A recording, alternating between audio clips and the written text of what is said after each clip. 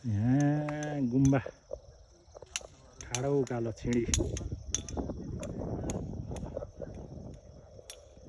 यस्तो जङ्गलमा गुम्बा बन्दै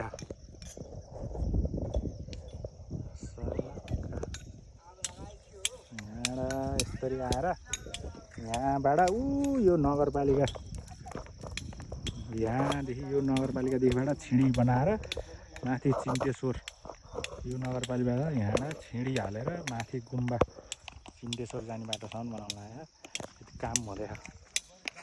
श्रमदान भइरहेछ हौ श्रमदान। है बुढा ठाडो उडालो चिप्लिँदो रहेछ त यहाँ त। अनि फेरि बत्ती बालेको छ तपाईँहरू अहिले आगो फुकिसक्यो त। ए ठाडो ओह्रालो भएछ है। छिडीलाई त नि यो त अब यहाँ छिडी हाल्छ नि त। जङ्गलमा छिडी बन्ने भयो। के रहेछ त्यहाँ खासमा?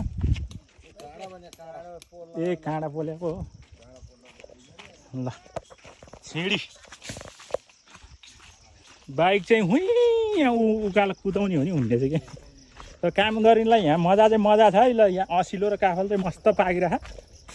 ल यहीँ असिलो मस्त पाकिरह। त्यहाँ माथि अझ माथि जङ्गलमा गएपछि काफल मस्त पाकेछ। ए छिडी सुरु भइसक्यो।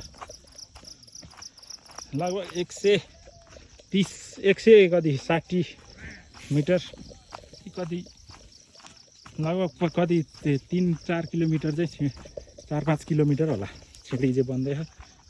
यो चाहिँ ओहो ठाडो ओह्रालो चिप्लेला। यो खालको विकास चाहिँ जङ्गलमा चाहिँ कमै मात्रामा हुन्छ। यो चाहिँ खतरा हुने हो। विश्वको सबैभन्दा अग्लो स्थानमा हुन्छ होला यो गुम्बा चाहिँ। कि अब छन त कति हाइटमा आयो। यो खालको छिडी चाहिँ गल चाहिँ यो खालको हुनेछ। यो यहाँ चाहिँ यहाँभन्दा तल पनि छिडी छ अझै। ठ्याक्कै तलको बेलकोटगढी नगरपालिकाको अहिले पुरानो नगरपालिका भएको ठाउँबाट चाहिँ मास्तिर हो माथिसम्म।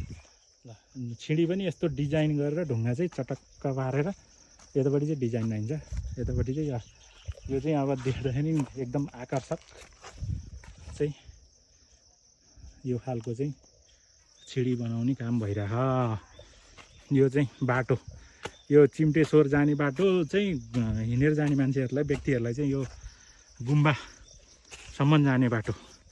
गुम्बा पनि गयो चिम्टेश्वर महादेवको मन्दिर पनि पुग्यो।